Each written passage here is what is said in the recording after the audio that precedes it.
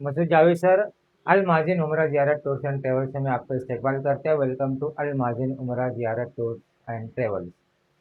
दोस्तों, हज या उम्रा पर जब कोई जाता है, एक मुक़द्दस सफ़र पर, एक रूहानी सफ़र पर और अपनी ज़िंदगी के सबसे अहम और बड़े सफ़र पर जब कोई जाता है हज और उम्रा के लिए, तो सबसे अहम मसला उनके लिए आता है एहराम का। तो आज मैं आपको एहराम बांधने का दूसरा तरीका बता रहा हूँ। इससे पहले मैंने एक तरीका बताया और अल्हम्दुलिल्लाह काफ़ी लोगों ने उसको सराहा। अब वो दूसरा तरीका भी बता रहा हूँ। दूसरा तरीका बताने का मकसद ये है कि आप दोनों तरीके से ट्राई करके देखिएगा, जिसमें आप ज़्यादा कंफर्टेबल महसूस करते हैं, आप वो तरीके को इस्तेमाल कीजिएगा। एहराम जो है, ये दो चादरों का नाम है। जब वो उम्रा या हज के लिए जाते हैं तो उम्रा करने के लिए यहाँ पर दो चादरें ज़ेब तन की जाती है और कोई भी सिला हुआ कपड़ा बदन पर नहीं रहना चाहिए। सिर्फ ये दो सफ़ेद चादरें होती है, जिसको हम एहराम का नाम देते हैं, यानी लोग एहराम कहते हैं उसको। असल में वो एहराम का लिबास है वो, यानी एहराम की चादरें हैं। तो इस तरीके से ये एहराम की चादरें आती है। बहुत सारी इसमें क्वालिटी आती है। अलमाजिन ने इसको मेंटेन किया है और आपको ये बता देते हैं कि ये एक सेट है। ठीक है, ये एक शर्ट जो है ये किस तरीके से है ये भी आपको बता रहे हैं कि जो क्वालिटी हमने मेंटेन की है अलमाजिन ने, वो है इस तरीके से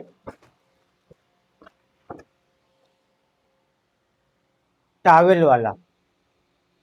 ठीक है, ये टावल वाला ये एहराम है। तो दो एहराम रहेगा, ये एक एहराम रहेगा, एक एहराम मतलब एक चादर ये रहेगी, एक चादर ये रहेगी। इस तरीके से दो एहराम जो है दो एहराम की चादरें रहती है। अब इसको बांधना कैसे है? सबसे मेन जो रहता है ना, एक तहबंद के लिए होता है, एक नीचे के लिए एक चादर होती है और एक चादर ऊपर के लिए होती है। तो सबसे अहम जो है ये नीचे की चादर जो होती है, जो तहबंद के तौर पर बांधते हैं, वो बांधना, वो हमको उसमें कंफर्टेबल होना चाहिए। तो देखिए ये बिना सिली हुई रहती है इस तरीके से, ये बिना सिली हुई चादर है। अब इसको किस तरीके से बांधना है, एक तरीका तो इससे पहले मैंने बता दिया है और डिस्क्रिप्शन में उसका जो हम लिंक है वो भी दे देंगे, आप वो भी देखिएगा और ये तरीका भी देखिए। आपको जो ज़्यादा कंफर्टेबल लगता है उस तरीके से आप इसका इस्तेमाल कर सकते हैं। तो चलिए शुरुआत करते हैं। आप आपको बताना, बिस्मिल्लाह रहमान रहीम। इस तरीके से दोनों सिरों को अलग अलग कर लीजिए और एक पीछे की जानिब लेकर इसको इस तरीके से आप आगे पकड़ लीजिए। ठीक है, अब अच्छी तरीके से इसको बराबर करके और थोड़ा सा इस तरीके से झटक लें इसको, ताकि कहीं पर कुछ सल वगैरह जो है मुड़ा हुआ ना रहे। अब इस तरीके से आपने कर लिया। अब देखिए अभी दोनों सिरे जो है हमारा इस जानिब है। अब इसको क्या करना है, सबसे पहले आप सीधे हाथ की तरफ का थोड़ा सा इस तरीके से बढ़ा लीजिए। ठीक है, और उल्टे हाथ का जो खुला हुआ सिरा है, ये देखिए इसको इस तरीके से बढ़ाइए और यहाँ पर इसको लाकर इसको सीधे हाथ से पकड़ लीजिए, यानी एक सिरा आपको अंदर करना है। एक सिरा आपने अंदर कर लिया। अब ये दूसरा सिरा जो है ये यहाँ पर खुला हुआ है। अब ये जो साइज रखेंगे आप अपने बदन के हिसाब से ये साइज रखिएगा। ये देखिए इस तरीके से इसको अच्छी तरीके से इसको पकड़ना है। तो थोड़ा सा आपको शुरुआत में जैसा अभी मैं बता रहा हूँ, तो ये बताने में भी आपको वो तमाम चीज़ें करके बता रहा हूँ जो प्रॉब्लम आपको हो सकता है, जैसे ये छूट जाना। तो इस तरीके से मैं आपको बता रहा हूँ, नहीं तो कैसा है, मैंने डायरेक्ट बता दिया और आप जब प्रैक्टिस करना शुरू करेंगे और आपसे छूट जाएगा तो बोलेंगे कि ये तो बहुत मुश्किल काम है। कुछ मुश्किल काम नहीं है दोस्तों। तो देखिए एक सिरा हमने अंदर कर लिया, ये दूसरा सिरा बाहर था, ये बाहर के सिरे को इस तरीके से पकड़ लेना है। अब इसको अच्छी तरीके से आगे पीछे से सब बराबर कर लीजिए। इस तरीके से आपने बराबर कर लिया। अब जो सिरा आपने बाहर रखा है, ये एक अंदर कर दिया एक बाहर रखा है, तो अब जो सिरा बाहर रखा है इसको इस तरीके से लाकर एकदम टाइट, पेट को थोड़ा सा अंदर कर लीजिए और इस तरीके से इसको पकड़िएगा। ठीक है, एकदम टाइट। और दूसरा सिरा इस तरीके से मोड़ दीजिए। तो ये आपका एहराम का अहम जो काम है ये हो गया। फिर इसको टाइट रहना चाहिए। हाँ? फिर इसको इस तरीके से आप मोड़ दीजिए, आगे से भी और इसी तरीके से ये पीछे से भी आप इसको मोड़िएगा। ये एक मतलब हमने मोड़ा, देखिए अब फिट हो गया ये। इसी तरीके से इसको एक बार और मोड़ देंगे, ये इस तरीके से एक दो बार तीन बार, जैसा आपका बदन है, जितनी आपकी हाइट है उस हिसाब से इसको मोड़ देना है। और मोड़ते वक्त तो इस चीज को ध्यान रखना है कि आपका जो टखना है ये खुला हुआ होना चाहिए। अभी देखिए मैं आपको सिखा रहा हूँ, इसके लिए मैंने तमाम चीजें पहनी हुई है, मेरे कपड़े मैंने पहने हुए हैं। अब जब आप पहनेंगे, एहराम को बांधेंगे, तो उस वक्त तो सबसे पहले आपको ये शर्ट और बनियान वगैरह निकाल देना है। लुंगी है, पैंट है, जो भी पहना है आपने उसको ऊपर इसको बांधिएगा। इसको बांधने के बाद अभी देखिए ये एकदम टाइट हो गया, ठीक है, ये खींचने से भी नहीं हो रहा है। तो ऐसी प्रैक्टिस करना है आपको। शुरू में हो सकता है इतना टाइट ना हो आपसे, तो प्रैक्टिस करते रहेंगे तो आपको आदत हो जाएगी। अब देखिए यहाँ पे मैं कितना भी पैर फैला लूं या कितनी भी हवा आए, ये हमारी सतर नहीं खुलेगी, क्योंकि इसको हमने इस तरीके से फोल्ड किया है। एक हिस्सा पहले से अंदर चला गया है, तो वो पूरी सतर को हम हमारी ढांप कर रखेगा।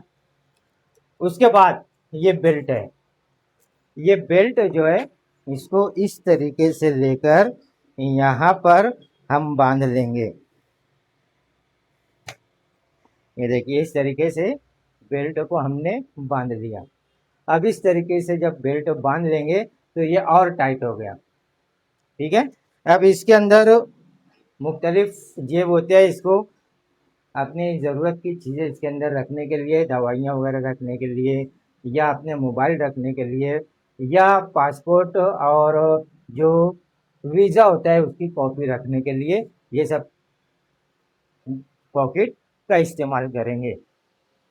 उसके बाद ये दूसरी हमारी चादर है, इस दूसरी चादर को इस तरीके से लेंगे हम, दोनों हिस्सों को यहाँ पर खोल लेंगे, पीछे इसको करेंगे और पीछे करने के बाद इस हिस्से को, राइट साइड वाले हिस्से को थोड़ा ज़्यादा रखेंगे, इसको यहाँ पर इस तरीके से लेंगे और इस हिस्से को इस तरीके से ऊपर से हम ढाँप लेंगे।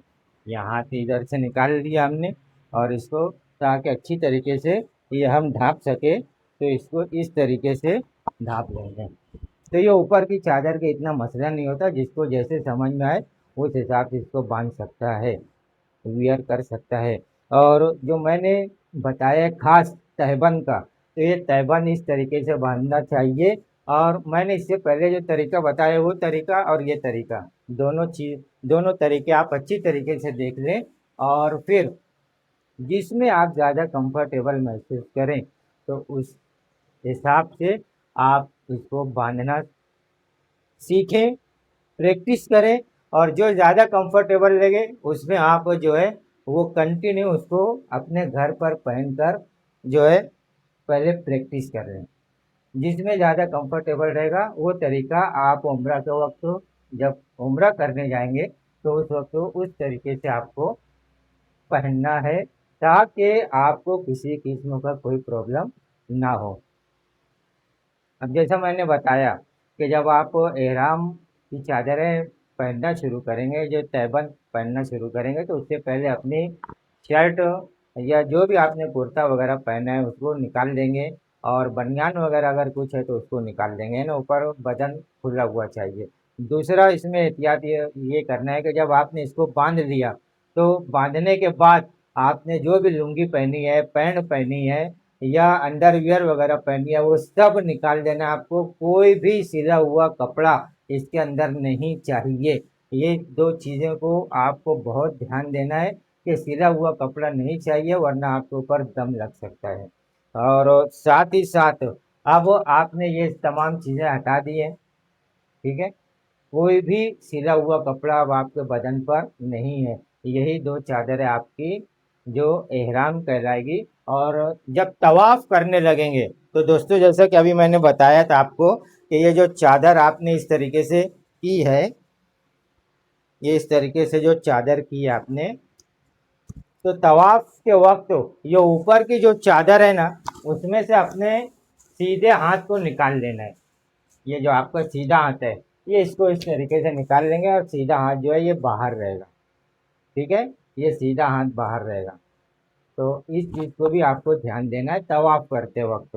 बाकी के वक्तों में ये अंदर ही रहेगा। ठीक है। अब इसके बाद जो एक और अहम बात है, अब इसमें एक खास बात ध्यान देने वाली जो बात है, जिसकी हमको एहतियात लाजमी तौर पर करना है, वो चीज़ मैं बताने जा रहा हूँ। जब आप पहले तो ये शर्ट वगैरह आपने उतार दिया, ये कुछ नहीं है ना, तो यहाँ पर जब आप तहबंद बांधेंगे तो तहबंद बांधते वक्त इस चीज़ को अच्छी तरीके से यकीनी बनाएंगे कि आपकी सतर यानी जो नाफ के ऊपर ये तहबंद होना चाहिए, नाप के नीचे नहीं होना चाहिए। नाप के नीचे रहेगी तो फिर आप यानी ये गलत तरीका है और आपके ऊपर दम वाजिब हो जाएगा, सदका वाजिब हो जाएगा। तो इसलिए नाप के ऊपर ये रहना चाहिए। दूसरा, अगर आपका यहाँ पेट निकला हुआ है तो ऐसी सूरत में ये बेल्ट अच्छी तरीके से टाइट करके बांधो, ताकि अक्सर ये देखने में आता है कि जिनके पेट थोड़े निकले होते हैं ना, तो उनकी जो तहबंद होती है, यानी नीचे की जो चादर होती है, ये तहबंद के तौर पे जो हमने बांधी है, ये थोड़ा खसक जाती है। तो ये यहाँ पर नाक का हिस्सा दिखने लगता है। दूसरी बात कि इस तरीके से बांधोगे तो ऐसे प्रॉब्लम नहीं आएगा। इससे पहले जो तरीका बताया उसमें भी प्रॉब्लम नहीं आएगा, लेकिन कुछ लोग इसको लुंगी के तौर पे बांध लेते हैं। तो इसमें क्या होता है, जब हवा चलती है या उठने बैठने में ये हिस्सा जो है ये खुलता है। तो जब ये हिस्सा खुलता है तो हमारी सतर जो है ये ओपन हो सकती है। तो इस चीज़ को भी हमको ध्यान देना है कि कितनी भी हवा चले या कुछ भी हो जाए, ये नीचे नहीं होना चाहिए या ये खुलना नहीं चाहिए। दूसरा पॉइंट, ये तो एक पॉइंट हो गया। दूसरा पॉइंट, जब आप तहबंद बांधेंगे तो आपकी ये टखने जो है ये खुले हुए होने चाहिए, इसके ऊपर होने चाहिए, है ना। तो ये चीज़ को अच्छी तरीके से याद रखेंगे। अगर ये चीज़ें आपने मेंटेन नहीं की, इसके ऊपर तवज्जो नहीं दी, तो हो सकता है कि ये गलती में शुमार हो जाए, आपके ऊपर दम या सदका वाजिब हो जाए और आपका उम्रा मुकम्मल ना हो। तो हम इसीलिए इस चैनल के ऊपर तमाम चीज़ें बताने की कोशिश करते हैं, आपको रहनुमाई करने की कोशिश करते हैं, गाइडेंस देते हैं, ताकि आप ऐसी जो जाने अनजाने में गलतियां होती हैं, तो ऐसी गलतियों से आप बच सकें और आपका उम्रा मुकम्मल हो सके। दुआ है कि आप सबका उम्रा जो अल्लाह कबूल करे, सबको कम से कम ज़िंदगी में एक बार उस सरजमीन पर अल्लाह बुलाए सबको। आमीन लिख दीजिए कमेंट में, ताकि सबके लिए ये दुआ कबूल हो सके। उस पर आमीन सुम्मा आमीन आपका जो है कमेंट आ जाएगा, तो बहुत बड़ी इसकी फजीलत हो सकती है। और ज़्यादा से ज़्यादा लोगों तक शेयर कीजिए, ताकि बहुत से लोग तो चले जाते हैं, सही तरीका सीख नहीं पाते या एकदम वक्त पर एहराम खरीदते हैं, तो ऐसे वक्त में वो डायरेक्ट एयरपोर्ट पर जाकर बांधते हैं और वहाँ पर हैरान रहते हैं। फिर कोई दूसरा उनको बांध देता है और फिर वो सही तरीके से अगर नहीं बन पाया तो वो पूरा उम्र तक वो हैरान रहते हैं। इस तरीके से संभाल संभाल कर उनको चलना पड़ता है, ये उनको संभालना पड़ता है। और अक्सर हमने ये भी देखा है कि बहुत से लोगों को एहराम खुल भी जाते हैं। तो ऐसी गलतियां ना हो, ऐसी लापरवाही ना हो, तो इसलिए एहराम पहले से अपने घर पर बांधने की प्रैक्टिस करें। और हर रोज़ जब आपको जाना है तो हर रोज़ जो है घंटा 2 घंटा 3 घंटा उसके साथ रहें, एहराम बांध कर उसके साथ फेमिलियर हो जाए। तो ये प्रैक्टिस ज़रूर करें। दूसरी ये अहम बात मैं बता देना चाहता हूँ कि अल माज़िन उम्रा ज़ियारत टूर्स एंड ट्रेवल अपनी जानिब से जाने वाले तमाम यानी इस टूर से जाने वाले तमाम हाजियों को, तमाम उम्रा ज़ायरीन को, ये जो एहराम है, ये नीचे का एहराम और ऊपर का एहराम यानी ये जो चादरें हैं, इसको एक सेट कहा जाता है। ये एक सेट है, ये एक सेट कहा जाता है। तो इस तरीके से टोटल 2 सेट जो है ये अल माजिन उम्रा ज़ियारत टूर्स एंड ट्रेवल्स फ्री में अपने उम्रा ज़ायरीन को, अपने हाजियों को देती है, और साथ ही साथ ये एक बेल्ट भी फ्री में देती है। तो यहाँ पर बताने का मकसद ये है कि आपका ज़ायद खर्च ना हो। आप जो उम्रा के लिए जा रहे हो तो उसी खर्चों में आपका ये काम भी हो जाए, और साथ ही साथ आपको हर तरीके की मालूमात इस चैनल के ऊपर दी जाती है, कदम ब कदम रहनुमाई की जाती है, हर मसले मसाइल का जो है हल बताया जाता है, और आपको ये बताया जाता है कि उम्रा और हज किस तरीके से आसानी के साथ हम लोग कर सकते हैं, गलतियां कम से कम हो या गलतियां ना हो, इसके लिए इस चैनल को आप सब्सक्राइब कर लीजिए, लाइक कीजिए, वीडियो को लोगों तक शेयर कीजिए, ऑल बेल बटन दबा दीजिए, ताकि जितने भी इस तरीके के वीडियोस आए वो आप तक पहुंच सके। क्योंकि इससे पहले मैंने तमाम गलतियों के बारे में भी बताया है, वो भी हमारे इस चैनल के ऊपर आप देख सकते हो।